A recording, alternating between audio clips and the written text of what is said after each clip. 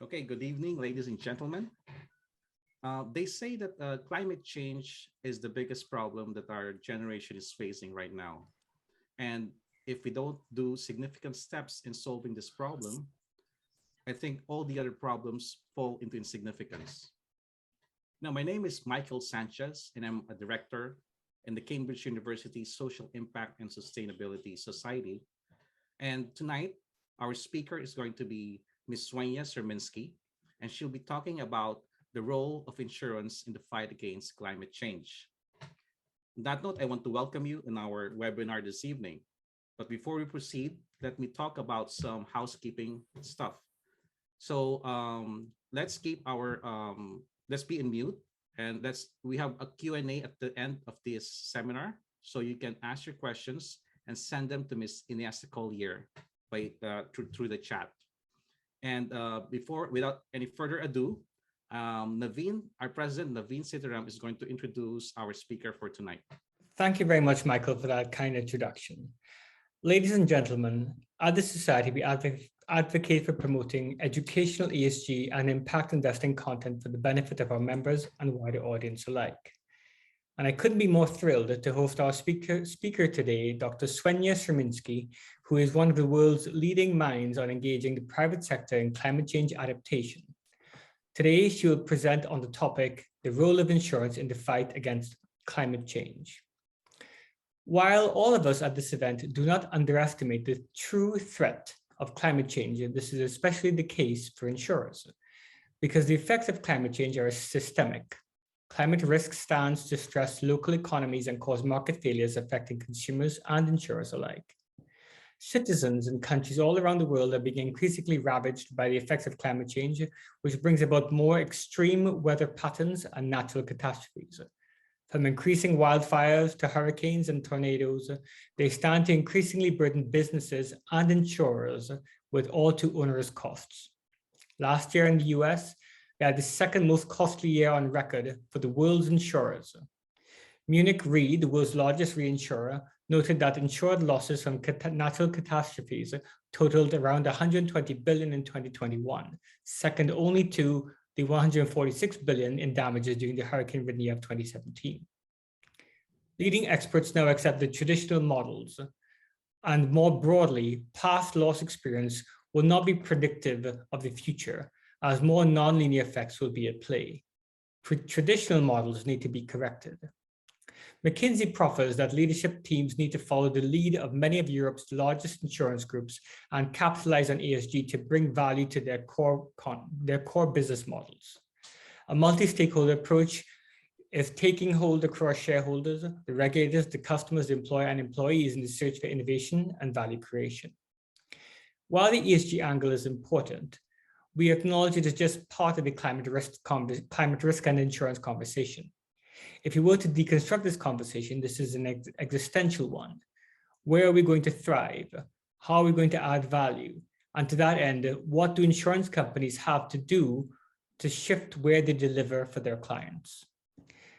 So I'm pleased that we have Dr. Swenja Surminski to help us navigate such treacherous waters.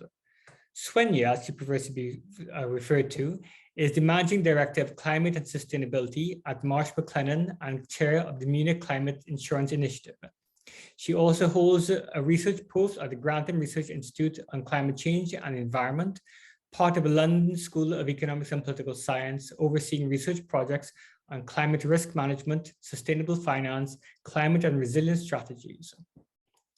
And she's currently co-leads INSU Resilience work on resilient infrastructure. For 6 years, she was an associate principal at Vivid Economics McKinsey, and she had held several positions in the international insurance industry. A political scientist and ecological economist by training, her work embraces environmental, social, and economic perspectives with a focus on urban communities and the private sector. Swenja is a contributing author to the IPCC and lead author of the UK's Climate Change Risk Assessment. Her work focuses on capacity building, translation, and knowledge transfer between science, policy, and industry, building on her work in the insurance industry and as an advisor to the government, private sector, and civil society, including visiting academic at the Bank of England. She appears regularly in print TV, and online media. And so with that, ladies and gentlemen, I am very, very pleased to give you Dr. Swenja Surminski. Swenja, the floor is all yours.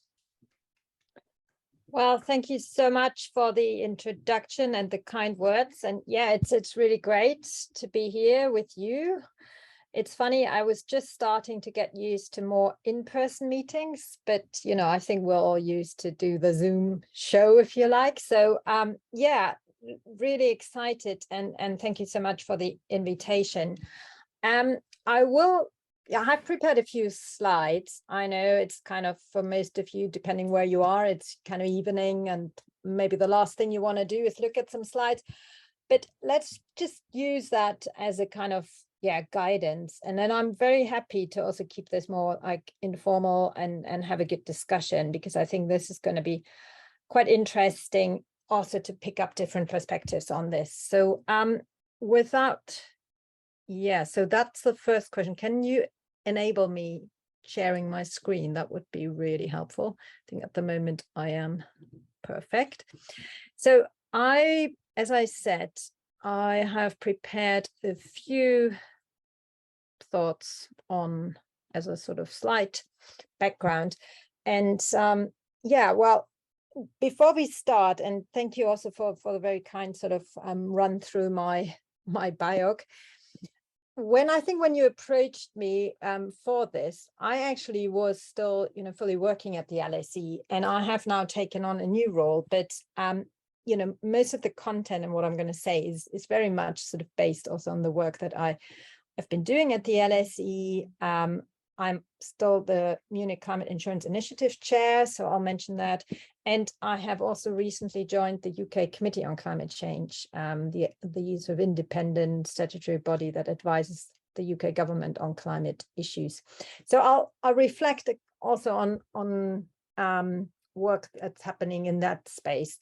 But just to begin with, and this is kind of my change since basically you invited me, and I think you mentioned that. So I now have a role with Marsh McLennan, which is a global sort of risk management and advisory company. And yeah, I just want to clarify that I have started there recently, and there is actually a really exciting amount of climate and resilience and sustainability work happening, but I won't really focus on that. I'll just share a few, sort of pointers here. There is a lot in terms of focus on corporate strategies, but also sort of advising governments on different elements there. So I'm just flagging that here, also in terms of infrastructure, and I'm very happy to pick that up in the discussion. But most of my content of the sort of, next couple of minutes, and then, the sort of discussion is really sort of focusing also on the insights that I've learned over the last couple of years, or, you could even say decades, in research and engaging with governments and with corporates. So, it's interesting storyline. I don't actually think a lot of people need to really get the storyline, because that's kind of the big change. If I would have been doing this even a couple of years ago, I think there would have been probably more questions about how does climate change fit in, and is it real, is it happening? So I think we have definitely as society moved away from that, but I guess there's still quite a lot of I don't want to call it misunderstanding, but I think there's a lot of open questions around how climate fits in. What can we do with the science? How is the science changing? How can we use this also for decision making? And what can we learn in terms of risk trends, but also our past experience, and sort of lessons learned is an important thing. So I will flag a couple of these things, but I guess the key message is, and if that's kind of one thing for you all to take away, I usually describe climate change as a threat multiplier. And that is a really important perspective. because obviously there's a lot going on, particularly right now in the world. I mean, we are living in a very complex, multidimensional world, and this notion of interdependencies and, sort of, well, we're living it, and we are seeing the challenges. And I think it's really important to see climate change as part of that mix. And, the simple rule of thumb is climate change is not making anything easier. Unfortunately, it's as simple as that. It actually makes things much more difficult. It sort of it amplifies challenges and problems. And that's why it is also so important, to take action. And climate action, there are usually two ways when we say climate action. So it's kind of dealing with the cause of the problem. That's what we sort of call mitigation, reducing emissions, becoming more greener, more cleaner, low carbon. And then there's the other side, which is what we generally call the adaptation side. And that sort of focuses on how we actually dealing with the impacts that are already occurring, because climate change is already in the system, but also going forward, what are we going to do in terms of increasingly severe and frequent disasters, but also these slow changes in terms of sea level rise. So just to kind of put that into the mix here.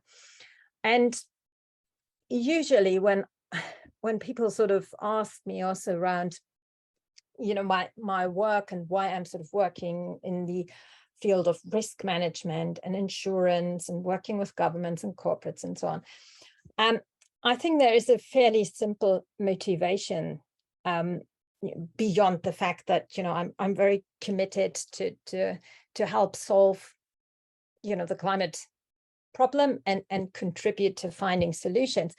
But what I really think what is really sort of underpinning it is this recognition that we as society, and that cuts across corporates, society, communities, but also governments, we tend to be inherently reactive and we are not proactive. And you can play this out pretty much any area, throw this into the mix. We usually get going once something bad has happened. And, there are lots of reasons why we're struggling with taking, ex ante proactive action. And we can have a long discussion why that is, but, it is the fact it is particularly visible in this context of disaster risk and climate. And, this is not sustainable on many fronts. It is not economically sustainable.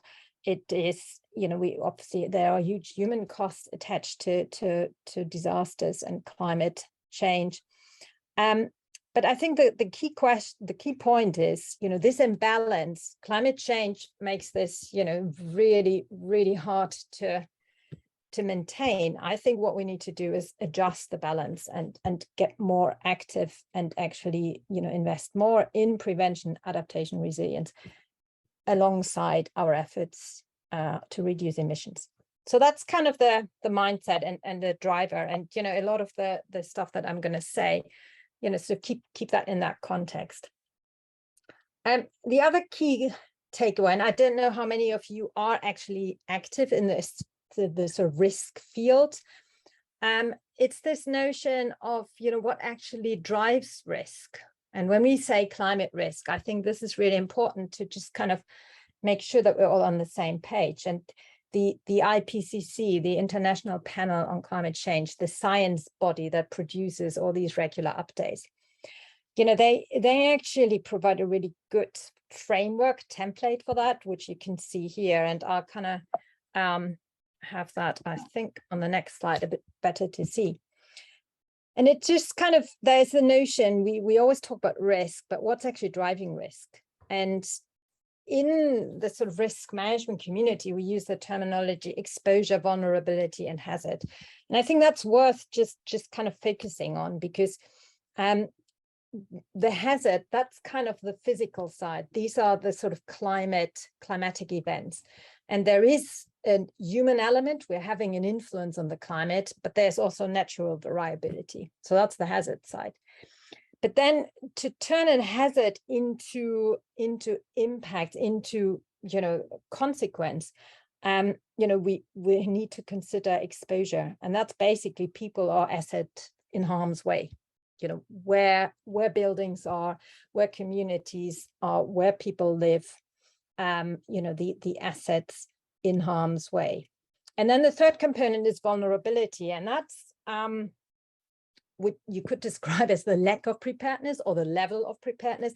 But this captures quite a few things like socio-economic trends. It also captures, the ability to change behavior. Do we have business continuity plans? How are we dealing with this, and how vulnerable are we in response to that? And if you take all three together, that sort of determines then, the risk levels. And I think this is really useful to understand, because you can also see this interdependency. And, when we're talking about climate risk, there is the fundamental question about how climate change is driving it. But there is also a lot that we, through, our decisions, our behavior, are determining and driving. And that's kind of a really useful and important point, I think, to keep in mind. So a lot of my work, as I said, is kind of looking at this imbalance, we've put it between, being reactive and proactive. And you will hear me use a lot the term of resilience, and we could probably spend the next hour or so just trying to define it. And if anybody wants to do that, happy, we can do that later on in the question and answer session. But this here, I think the question is, resilience and adaptation, preparedness. It's the state of, being able to cope with changes and not let climate change impacts, disasters, sea level rise, other impacts kind of throw you back. And the ability to cope is basically what resilience is all about. So what is really important is to think through about resilience in terms of investment, because when you think about yourselves or the companies that you work in, or the communities that you live in, often this notion about risk and risk management and prevention and being prepared, it's kind of seen as a negative cost. It's like it's not seen as a positive investment. And that is really important to change, because I think if we want to address this imbalance and if we want to become more proactive, we just need to turn around the business case that sort of drives resilience and adaptation. And together with some colleagues from the World Bank and from ODI, some time ago, we developed what we call triple dividend of resilience. And the idea is to have a positive story that shows also the co-benefits, that this is actually part of what I describe sustainable development, and that it is not just about avoiding losses, but it is also about unlocking economic potential, generating co-benefits. And that's kind of, a sort of narrative or a tool, a mindset that is now being applied, and governments are using it, also some corporates. And I think this is a really important step forward. So really kind of before we come to this question of, who's actually driving adaptation, and, also briefly reflecting on the role of insurance, a starting point in all of this is also our understanding of risk.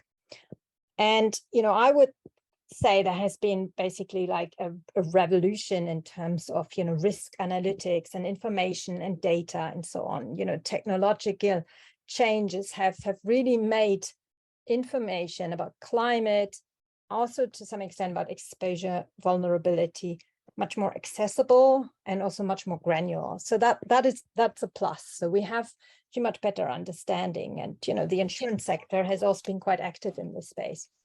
The key question is then how we use that and how we can translate that, and then also help to inform government decisions and corporate decisions.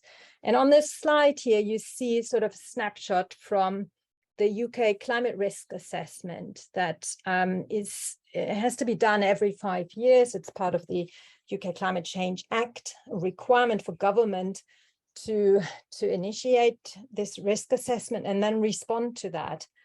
And I led the chapter on business and industry, and in the second and third edition of this. And here you see some of the sort of key risks that we identified there. And I'm just sharing that because I think, again, it is important to think through climate in the context of businesses, much more nuanced, thinking about how does it relate to business decisions, how does it relate to, supply chain and dependencies, how does it relate to engaging with customers, with employees. So that's really kind of the mindset if you want to understand climate change and its implications. I'm just flagging, these reports are available. It has a focus on the UK, but across other countries, there are sort of similar assessments. And the idea here is really also to identify, what's needed in terms of action, and is adaptation already happening? And that's actually really hard to answer because we don't really have good metrics. So if you would ask me, which company is well adapted or which country is really good at adaptation, it's not so clear cut. So it's relatively complex to assess that. And I think going forward, probably also with COP27 at the end of this year, I think there will be more focus on coming up with some standards and clarity on what it actually means to be adapting. And yeah, I mean, maybe some of you are quite familiar or also have followed, what happened in Glasgow last year at COP. I think there was a huge momentum, particularly with regards to the corporate sector. A lot of companies were there and making commitments, and we see a huge push around net zero, for example. I think it's important but also reflect that still for most businesses, it is early days. And we just did at the LSE, we did, reasonably small, but I think to some extent representative survey across businesses, small business, large businesses, to get a feel for where in this journey they actually are. And, here I don't want to go really into detail, but the majority says they are concerned about possible risks, but haven't really assessed them. I think for large corporates, this is now significantly changing because there's a lot of regulatory pressure, and we have these disclosure arrangements where under TCFD, for example, but where there are real requirements to actually run these assessments and disclose it to investors, to regulators. And I think that is changing, processes and mindsets across business sector. But let's not forget, for a lot of businesses, it is really early days. So maybe briefly at the end, this question of, we understand the challenge, adaptation is important. We also understand that there is this imbalance. So, what can we do to also ensure that we're basically using, all our tools that we have available? I mean, adaptation means many things. It means changing, irrigation practices, having, less sort of water intense agricultural practices. It means building, sort of mangrove or planting mangroves, restoring mangroves. It means sort of urban greening. It means having sustainable urban drainage. I mean, there's a long list of what adaptation means. But there is also a component, and this is where also insurance comes in, this question of risk financing and how we can use also financial instruments to help us with adaptation, but also to transfer some of these risks, because we can do a lot to try and reduce risks, but there is uncertainty, and that's where then risk financing, such as insurance, but also other tools, as you can see listed here, can come in. And I think this is a really interesting area because there is kind of like a sector that has a lot of capabilities, a lot of knowledge, a lot of skills. And the question is, how can we best apply this and help then either governments, corporate clients, but also communities and individuals to build on that knowledge and also to get help and also funding for their adaptation efforts. And yeah, I think it's useful in that context to think about when we say, the insurance sector or the finance sector, to think about the sort of three components. So there is the risk carrier role, that's the insuring, transferring risk role.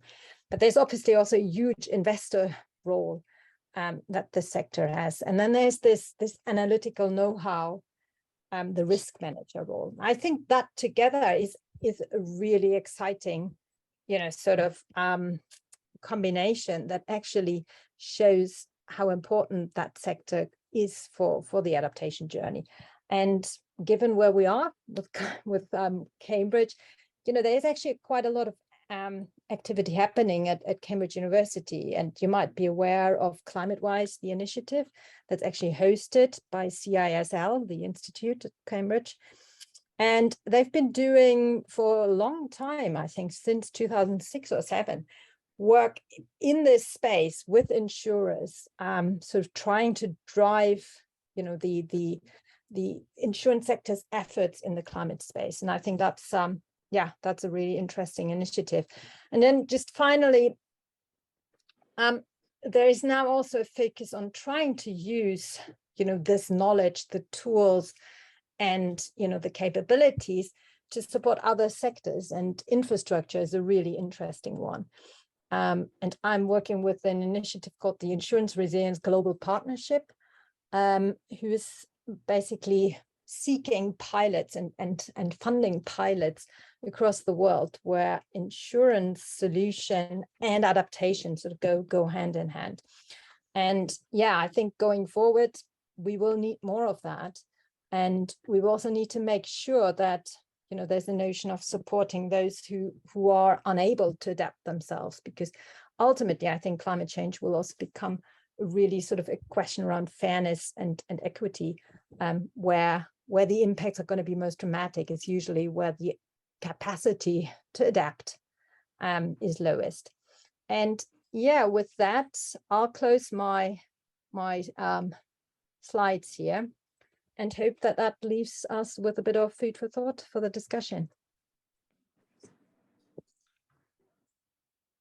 All right, great. So we have some questions coming through, right?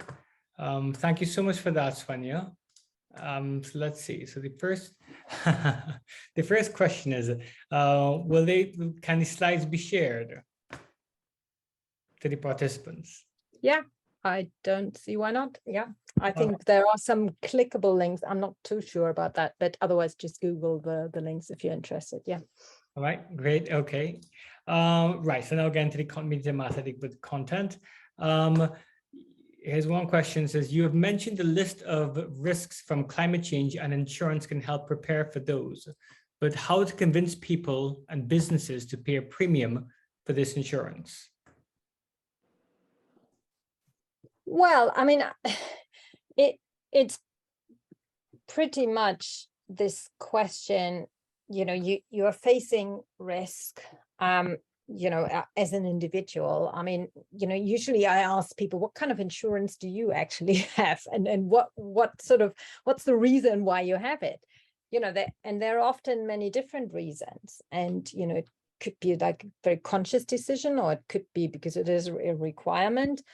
It could be because, you automatically get it. I mean, this whole question of why people insure or why governments insure, there are many different reasons for that. And I think what we see in the context of climate risk is, the understanding, the knowledge about risk is increasing. And that has an impact. And I think that is increasing demand. But at the same time, I think there is also this notion that for a lot of people, this is still very difficult to comprehend. And also when we're talking about risk and, for example, return periods, when I say to people, well, your risk is one in 100 years, that sounds very remote to people. And particularly if they've just been flooded, then they a lot of people would think, well, we're safe for the next 99 years. So I think this whole risk communication and understanding risk and including that in decisions, that's still quite, yeah, I don't know, early days. And particularly with governments, I think we're seeing a change, but this is, yeah, I think there's a lot of capacity building around our understanding of risk is needed. Yeah. And how do you approach that capacity build if you have to deal with that more systemic problem? Well, I mean, I think in this space, there is a lot. It depends. I mean, I've been working with some rural communities in developing countries, in India, for example, where a lot of that is community based, and there is already a huge amount of knowledge and experience with, and that is also really important. Farmers, obviously, they had to deal with changes in the climate for a long time. And then to bring in this notion, well, this climate change is having an impact, and your experience might actually be not that useful anymore. And sort of talking through different scenarios and what you can do. There are actually some games you can play. I mean, that is one example. For corporates, scenario analysis is now sort of like a more and more commonly used tool. But again, it comes down to narratives and explaining also the limitations. How do you interpret, what kind of stories, what information you can take away from that assessment. Okay, all right. All right, so next question we have here. I was curious about what you just said there too, but maybe I could post that for later. So next question is, given the disproportionate impact of climate change on the global south and poor communities, who is working in the insurance space for poor farmers in rural areas? So kind of like what you just mentioned. Elaborate upon. Yes, I mean, I think to begin with, it is quite obvious that there is what many people say is a protection gap. So insurance is in many countries and many poor communities not available or not affordable. So there are quite a few initiatives around that are trying to address this. And I mentioned this Insure Resilience Global Partnership. Munich Climate Insurance Initiative I'm sharing, that also focuses particularly on this question of how can we adjust insurance tools so that they become useful to most vulnerable people, because this is also important. Insurance is not a silver bullet, and it doesn't work in any context, in all contexts. So we need to be also quite clear where the limitations are. Yeah. And then there's another group called the Insurance Development Forum, where a lot of companies are seeking out, opportunities and sharing information. So I think there is maybe not quick enough, but there is some momentum. But the key point is it's also need to be, demand driven, or it needs to meet the needs of vulnerable communities and vulnerable countries. Do people use the certain research approach? Because like in innovation circles, they tend to lean on a lot of design thinking to lean close to the pull factors of the problems that these farmers will be having. Those frameworks, are they being using those frameworks or other things like that to keep them close to the pull factors? Yeah, I mean, I don't know if there's like a particular approach for developing these innovations. I mean, it's a mix. I think what's really important as starting point for any of that is a good understanding of what the particular challenges, needs, and outlook is for a company, for a community, for a particular region, for a country. And that means sort of also looking at different risks, but also looking at exposure and vulnerability and hazard, because there might also be things that actually are already trying to be addressed through building codes, or there might be an opportunity to actually change building codes and prevent future risk creation. And that should actually be the starting point. And then you can see how insurance and risk finance sort of fits in. And then, you also have technological innovations through much better data. We now have what we call parametric solutions, sort of innovative insurance products that are kind of driven by satellite data. So you don't have to really show that you've lost your crop or that you have had damage to your home, the insurance is triggered just by pure meteorological data and assessment of that data. Right. Okay, I'll go to the next question, which is what would be the practical mechanism for supporting the Global South? What's related, I guess. What would be the practical mechanism for supporting Global South using insurance? Well, I mean, I mentioned some of these initiatives, and there was a recent announcement by the G7 about a global shield approach, where actually also quite a bit of the development aid is going in this area to create capacity to help people to understand not just insurance, but general adaptation and different tools and how we can apply that in a sort of sensible mix. And, I think there has been, there is momentum, and there has also been progress, and there are much more initiatives out there.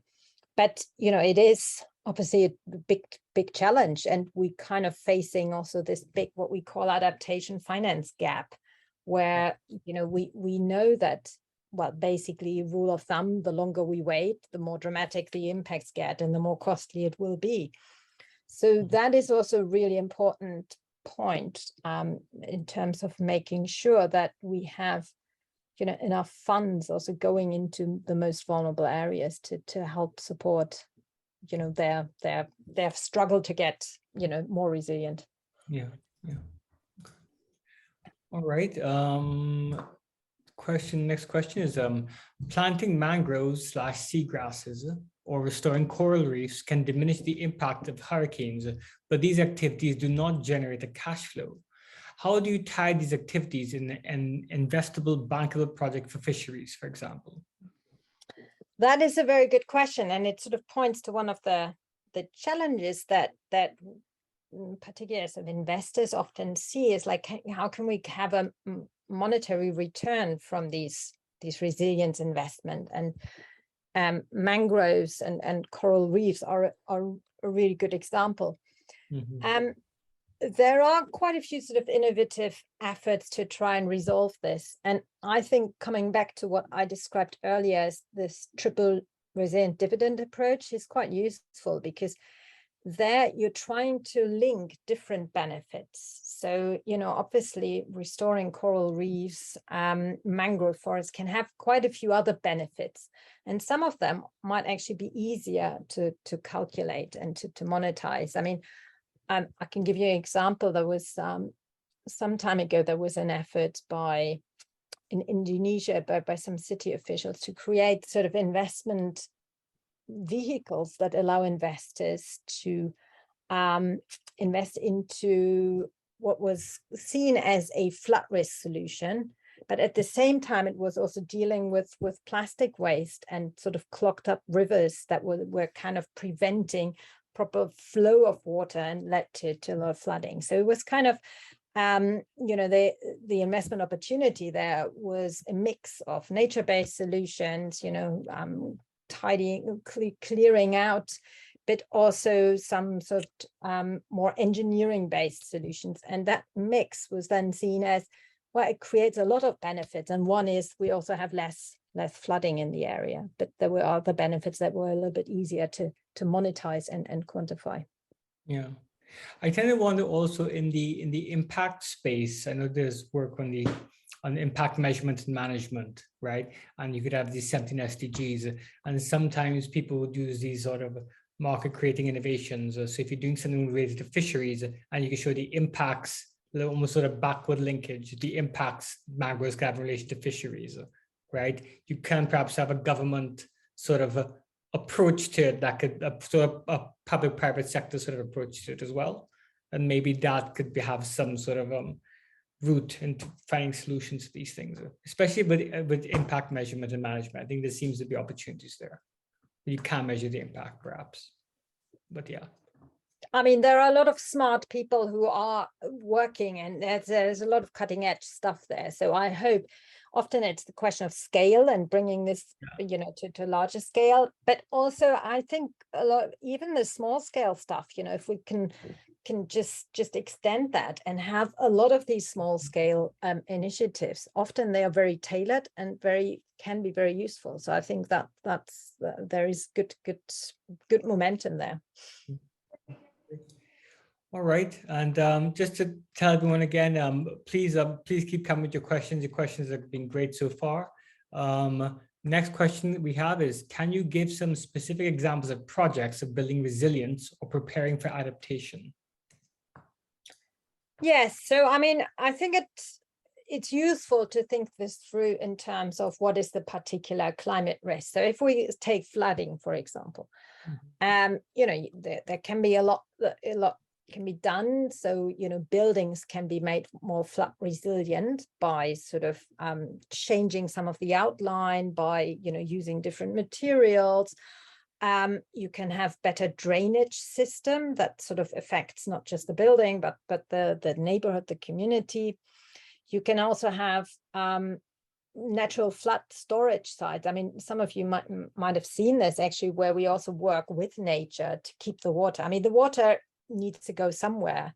So let's make sure it doesn't go where it actually does damage, but that we have other ways and making space for water. So that's an example. But then we also have the traditional ways of flood defenses and, you know, the sort of gray infrastructure that can play a role. In other areas, when it comes to like heat, and, you know, particularly also urban heating, you know, what can we do there? And that is very topical in many places around the world, of course. And, you know, this question of, again, giving people an opportunity to find, you know, cool spaces, to change patterns of, you know, work. I mean, particularly in sectors that rely also on outdoor hard labor. You know, that is a really important one. And what can we do to adjust there? Also in terms of ensuring, and this is the key point with heat. Often there's also a link to then and water shortages, and this is a really important one. I mean, water is becoming, you know, a more and more scarce resource in many places around the world. So, you know, how can we integrate solutions? You know, a lot of places, particularly also cities, have made drastic changes in terms of also their water infrastructure. But, you know, that requires investment. But that's also adaptation. So these are a couple of examples. Yeah, I'm sure if we would ask around, people would come up with quite a long list of other examples. Yeah, sure. All right. Well, that was a good list you gave us there anyways. So the next question is, how can insurance industry deal with the unknown unknowns or black swan events connected to climate change? Yeah, I mean, I think this is the really important point. And I mentioned that we have, you know, come a long way in the risk analytics and understanding and so on. But as we see in other areas and with climate change also, I mean, we just need to acknowledge that there is an inherent degree of, you know, uncertainty, that we might also, you know, underestimate certain interdependencies. And that's where, you know, the unknown comes in. You know, these kind of thresholds, if we reach that, and then that has significant implications. A lot of scenarios are trying to look into this and trying to give us, you know, if you do scenario analysis right, it gives you at least a chance to scope out what these possibilities are. It doesn't say, you know, it doesn't project the future, but it gives you an opportunity to explore these different possible outcomes. So I think that's important. But we also all need to be really aware that climate change is not sort of a linear process. And exactly, you know, that I can't repeat that often enough, because sometimes when you look at these reports or these assessments, you have that impression, oh yeah, well, it is at the moment, you know, it's kind of still manageable and we need to, you know, gradually it will get worse. And then at some point, you know, if we don't get our act together on mitigation, we'll be really bad. You know, we are luring ourselves into a wrong perspective there. Climate change is not a linear process. Exactly. Yeah. Yeah, but I have read that there's innovation in the space of them trying to deal with more non-linear models, right? But even that complexity is just become harder and harder to predict as it goes on. Yeah. So yeah. Next question. Follow-up question was, can you give some specific examples of the projects building resilience or strengthening adaptation capabilities?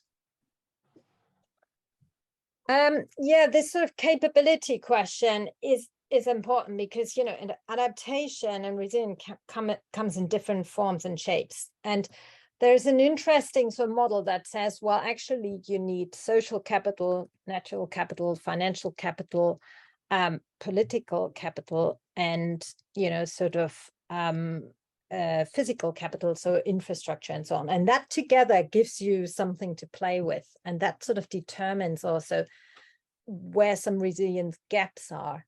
And I think that's actually an interesting perspective because it shows you that, you know, there is no silver bullet. And actually, if you want to make a community resilient or a corporate or, you know, government, it's kind of this sort of holistic view. And then you basically, you know, see what your risks are, where the biggest challenges are, and there might be even not some low-hanging fruits in taking some of adaptation action that is actually, you know, quite straightforward. And a lot of that is also common sense. I mean, this is the other point. We sometimes make this all sound very complicated and complex, and, you know, it's not easy. But some of these steps are actually quite common sense, and that's even more scary that we can't even see the common sense stuff being done right correctly. Yeah, it's a mindset issue, right? Maybe the biggest risk. Right. So next question we have is that you have mentioned games as a communication narrative. What kind of games and narratives would you use in India? Well, in India, we had, this was a particular project that was working with some farmers and with a local NGO that was doing a lot of work with farmers around water scarcity and crops and sort of changing crops. And what they had developed, and I was, you know, I was fortunate enough to witness that and be there when we were playing that.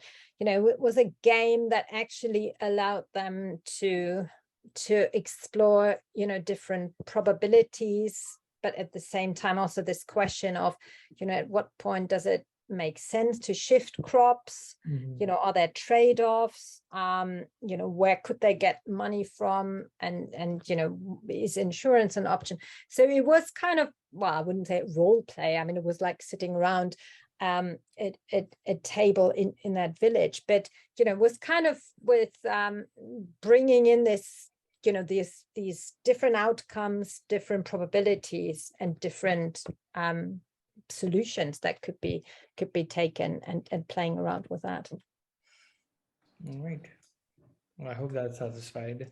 That's quite the I think I have a feeling I know who asked the questions. I hope they're happy with that. I thought that was a good answer. So Swenja's slide. So I have two more questions, I think, and then maybe we could do a wrap up. So Swenja's slide shows 5 trillion in world premium volume. However, the most costly year, 2021, only cost insurers 120 billion. That leaves a lot to be deployed.